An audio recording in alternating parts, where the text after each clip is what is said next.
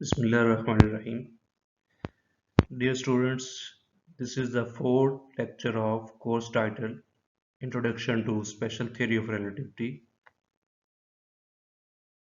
In this lecture, we will discuss the well-known phenomena of special relativity, that is, length contraction and time dilation. After that, we will discuss the application of length contraction and time dilation. Now, in order to prove length contraction, we assume the same assumptions which we take to prove the Laurent transformations, that we have two frame of reference and both are inertial frames. One of them is S and other is S dash, where we take S is at rest while S dash is moving with uniform velocity v in the positive x-axis. जैसा कि आपको ये figure में भी नज़र आ रहा है कि यहाँ पर हमारे पास दो फ्रेम ऑफ रेफरेंस हैं, एक फ्रेम S है और दूसरा S डैश है, और हमने ये अज्यूम कर लिया है कि S डैश जो है वो मूव कर रहा है with uniform velocity v in the positive x axis, और यही वो दो कंडीशंस हैं जो हमने लॉरेंट ट्रांसफॉर्मेशन को प्रूव करते वक्त ली थी। इस केस में हमने एक रॉड कंसीडर किया है जो कि लाई कर रहा है in the frame S dash, whose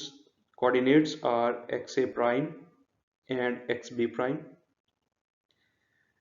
We take the length L naught which is observed by frame S dash of the rod, so therefore we take L naught is equal to xa prime minus xb prime. चूंकि S dash जो है वो move कर रहा है in the positive x axis, जबकि rod जो है वो लाई कर रहा है S dash में, therefore हमने L naught को एज ए रेस्ट लेंथ लिया है इन फ्रेम S dash, जबकि जो फ्रेम S है उसमें जो ऑब्जर्वर है चूंकि फ्रेम S डैश रेस्ट पे है और वो भी इसी रॉड को ऑब्जर्व कर रहा है,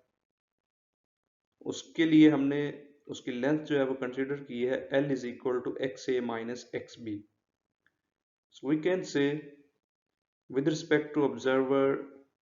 S which is at rest, the length of the rod is L is equal to XA minus XB, whereas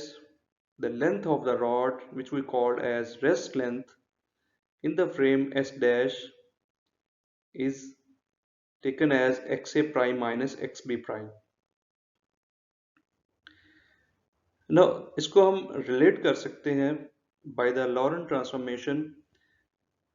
चूंकि हमने वही कंडीशन ली है कि फ्रेम S dash जो है वो मूव कर रहा है in the positive x axis, therefore हमारे पास जो रिजल्ट्स हैं लॉरेंट ट्रांसफॉर्मेशन के जो हमने ड्राइव किए थे वो x prime is equal to gamma into X minus we T था. सो इस फ्रेम S डैश के लिए जो कोऑर्डिनेट्स की इक्वेशन बनेगी यहाँ पे वो हमारे पास XA prime is equal to gamma into XA minus VTA and XB prime is equal to gamma into XB minus VTB prime. So ये वो कोऑर्डिनेट्स हैं जिनको हमने लॉरेंट ट्रांसफॉर्मेशन के थ्रू आपस में रिलेट किया है. नो इस फिनोमेनन में हमने चेक क्या करना है कि आपके लेंथ ऑफ रॉड जो स्टेशनरी ऑब्जर्वर उसको ऑब्जर्व कर रहा है और जो मूविंग ऑब्जर्वर है, दोनों के लिहाज से क्या उसकी लेंथ सेम रहेगी या चेंज होगी. So that is basically which we called as length contraction. अब उस रॉड की लेंथ को दोनों observers at the same time पे ऑब्जर्व कर रहे हैं, सो देयरफॉर हमने इस केस में टाइम को इक्वल रखा है, that is t is equal to T A is equal to T B. और हमने पिछली स्लाइड पे ये कहा था कि जो रेस्ट लेंथ है, चूंकि रॉड जो है वो एस डैश फ्रेम में लाई कर रहा है, सो एस डैश के अकॉर्डिंग रॉड मूव नहीं कर रहा, रॉड जो है वो मूव कर रहा है अकॉर्डिंग टू फ्रेम एस जो कि रेस्ट पे है। So according to S dash the length of the rod is rest length, और उसको हमने लेबल किया है एज एल नॉट, और जो ऑब्जर्वर एस उसको ऑब्जर्व कर रहा है उसको हमने कहा है कि वो एल है। नो हमारे पास ये दो इक्वेशंस हैं, अगर हम इन दोनों को सब्ट्रैक्ट करें और टाइम अगर हम इक्वल रखें, जो लास्ट इक्वेशंस हमारे पास थी x a prime is equal to gamma into x a minus we t a and x b prime is equal to gamma into x b minus x minus we t b. So अगर हम इन दोनों को subtract करें then we get, because time equal है therefore जो factor है v t a और वी टी बी वाला ये कैंसिल आउट हो जाएगा, and we left with the equations which is given here, x a prime minus x b prime is equal to gamma into x a minus x b, और चूंकि हमने इनको label किया हुआ है x a prime minus x b prime को as L not which is a rest length, and x a minus x b को हमने L लेबल किया हुआ है which is observed by the frame S, so we have the relation L naught is equal to gamma L। यहाँ पर L और L not को जो रिलेट कर रहा है फैक्टर वो है गैमा फैक्टर, और गैमा फैक्टर हम प्रूव कर चुके हैं that gamma is equal to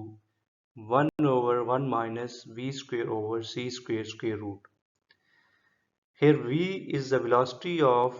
frame S dash with which the frame S dash is moving along x-axis. Now since it is less than c, therefore the value of gamma will always less than 1. Therefore we have an inequality that L is less than L naught। अब ये L less than L naught क्या show कर रहा है? L naught वो length थी जो frame S dash के अंदर रॉड की है, और L वो लेंथ है जो फ्रेम S में खड़ा हुआ ऑब्जर्वर उसको ऑब्जर्व कर रहा है। सो L नॉट चूंकि ग्रेटर है L से, सो दैट मीन कि जो ऑब्जर्वर मूव कर रहा है, चूंकि आपका रॉड जो है वो लाई कर रहा था फ्रेम S डैश में, और जैसे जैसे फ्रेम मूव कर रहा है लेकिन रॉड चूंकि एस डैश के अंदर है, so according to rule frame S dash में रॉड होने की वजह से रॉड एस डैश के अकॉर्डिंग रेस्ट पे है, और with respect to frame S जो है वो मूव कर रहा है, देयरफॉर एस डैश के अकॉर्डिंग उसकी लेंथ ज्यादा नजर आएगी उसको, जबकि फ्रेम एस के हवाले से उसको लेंथ कम नजर आएगी। That is known as length contraction. So अगर आप इसी वेलोसिटी को और बढ़ाते जाएं, सो अगर हम ये कहते हैं कि ये फ्रेम एस डैश जो है वो मूव कर रहा है विद वेलोसिटी ऑफ लाइट के साथ, that is v equal to c, in that case जो रेस्ट पे ऑब्जर्वर खड़ा हुआ है उसको बिल्कुल ही रॉड नजर ही नहीं आएगा, सो उसके लिए जो रॉड की लेंथ होगी वो अप्रोच टू जीरो हो जाएगी। सो हम ये कह सकते हैं कि जैसे जैसे वेलोसिटी बढ़ती जाती है फ्रेम एस डैश के लिए तो लेंथ वही रहेगी, बिकॉज रॉड जो है वो एस डैश के अंदर लाई कर रहा है, लेकिन जो रेस्ट पे खड़ा हुआ है उसके लिए लेंथ में कॉन्ट्रैक्शन आती जाएगी, that is known as length contraction. The next topic is time dilation. Again यहाँ पर भी हम कंसिडर कर रहे हैं we have two frame of reference S and S dash, both are inertial frames and S is at rest,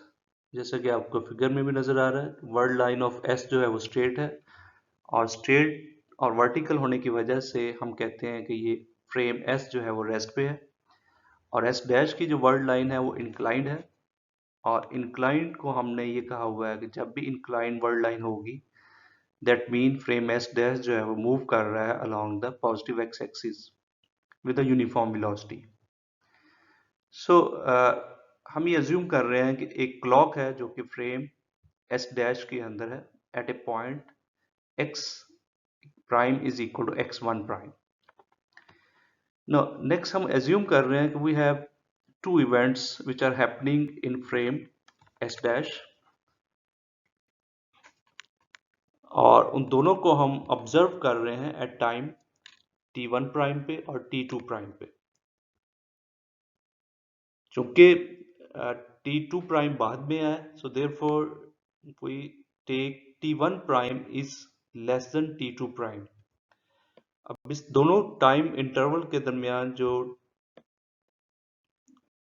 difference आया है उसको हम लेबल कर रहे हैं t प्राइम के साथ, that is equal to t2 prime minus t1 prime.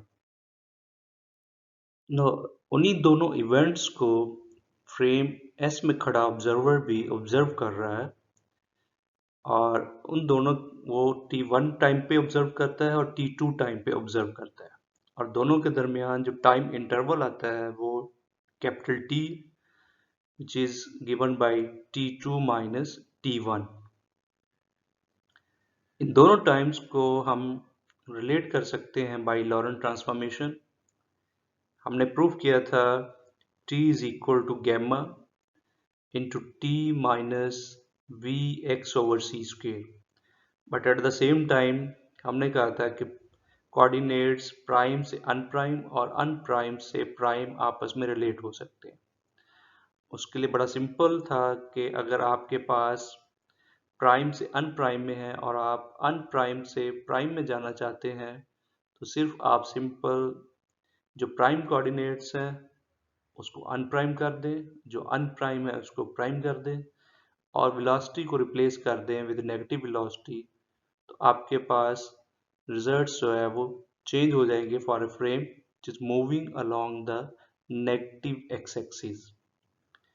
सो हम लॉरेंट ट्रांसफॉर्मेशन को यूज करते हुए इन टाइम्स को आपस में रिलेट कर सकते हैं दोनों फ्रेम्स के। So we have t2 is equal to gamma into t2 prime plus vx1 prime over c square, and t1 is equal to gamma t1 prime plus vx1 prime over c square। Remember x1 prime क्या है? x1 prime आपका location of the clock है जो frame s dash के अंदर है ना। Again अगर आप इन दोनों इक्वेशंस को सब्ट्रैक्ट करते हैं, that is t2 minus t1, तो इसको तो हमने लेबल किया होगा कि this is a time interval which is observe in frame s, that is equal to capital T, और इन इक्वेशन की जो लास्ट टू टर्म्स हैं वो आपस में कैंसिल आउट हो जाएंगी, and we left with gamma into t2 prime minus t1 prime, और ये वो टाइम इंटरवल है जो कि फ्रेम s डैश के अंदर उसको ऑब्जर्व कर रहा है, so which we label as t prime. ये इक्वेशन क्या शो कर रही है? अगेन दोनों टाइम इंटरवल के दरमियान गैमा फैक्टर है, और गैमा फैक्टर अभी हमने डिस्कस किया है that gamma is equal to 1 over 1 minus v square over c square, where v is the velocity of frame s dash with which it moves along x-axis, and it always has value less than 1 because v is less than c,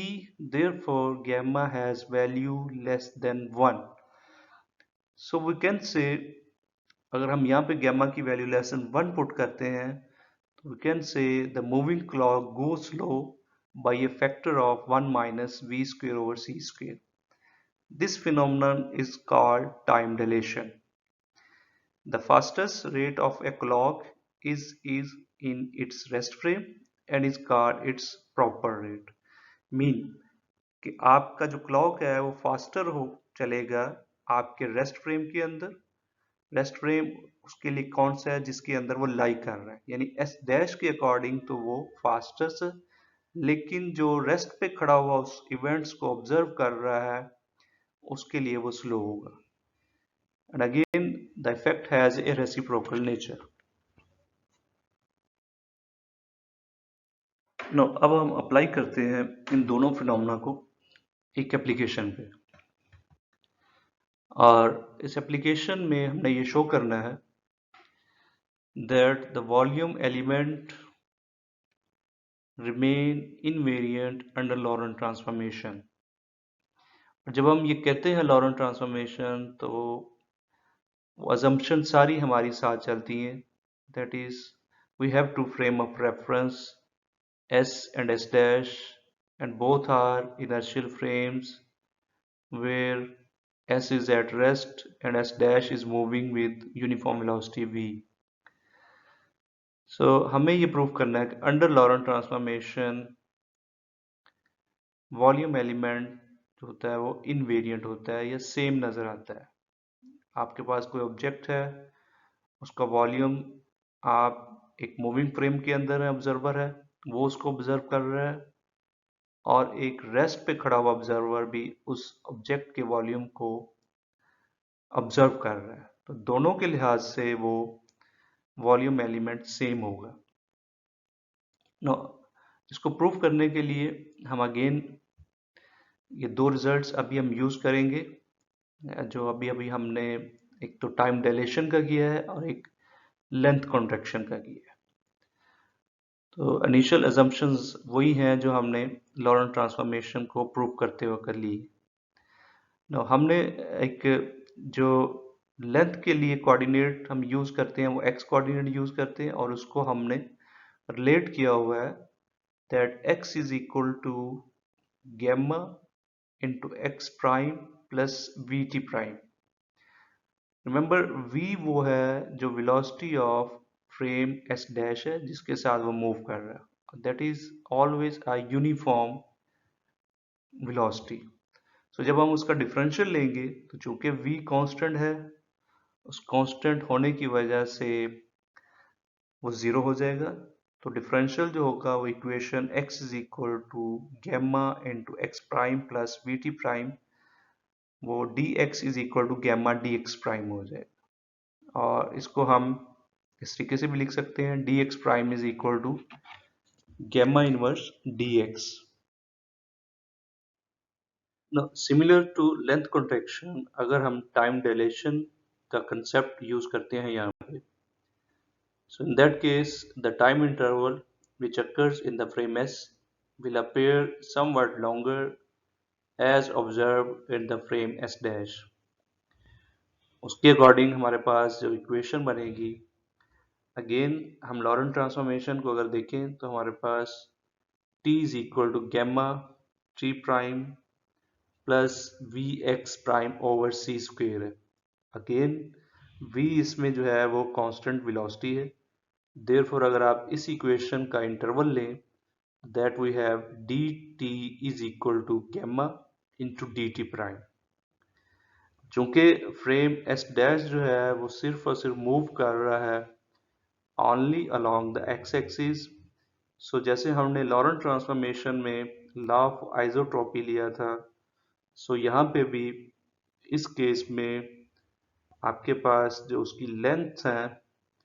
along y axis and along z axis वो same होंगी,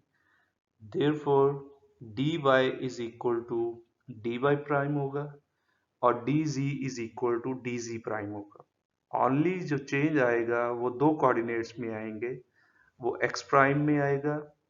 और T prime में आएगा, और वो दोनों इस वजह से आ रहा है बिकॉज इसके अंदर टाइम डायलेशन है और लेंथ कॉन्ट्रैक्शन है। और अब अगर सही ये सारे के सारे रिजल्ट्स हम इस इक्वेशन में इंसर्ट करें, that is dx dy dz dt, और dy और dz ये तो सेम है, that is dy is equal to dy prime and dz equal to dz prime, but dx जो है वो आपके पास गैमा इनवर्स dx प्राइम है, और सिमिलरली dt जो है वो आपके पास गैमा dt प्राइम है। So in that case gamma gamma आपस में कैंसल आउट हो जाएंगे और आपके पास अगेन वही रिजल्ट आएगा जो राइट हैंड साइड पे है। सो यही हमें इसमें प्रूफ करना था कि अगर वॉल्यूम एलिमेंट है स्पेस के अंदर और उसको ऑब्जर्व कर रहा है फ्रेम एस डैश जो मूव कर रहा है विद यूनिफॉर्म वेलोसिटी, और उसी वॉल्यूम एलिमेंट को एक और ऑब्जर्वर मूव कर रहा है जो फ्रेम एस में है और जो रेस्ट पे है, तो क्या according to rule, according to Lorentz transformation, क्या ये दोनों के लिए सेम होगा? क्या ये इनवेरिएंट होगा? तो ये हमने इन दोनों फिनोमेना को यूज करते हुए ये प्रूव कर दिया है कि वॉल्यूम एलिमेंट जो होता है वो सेम रहता है और it is invariant under Laurent transformation.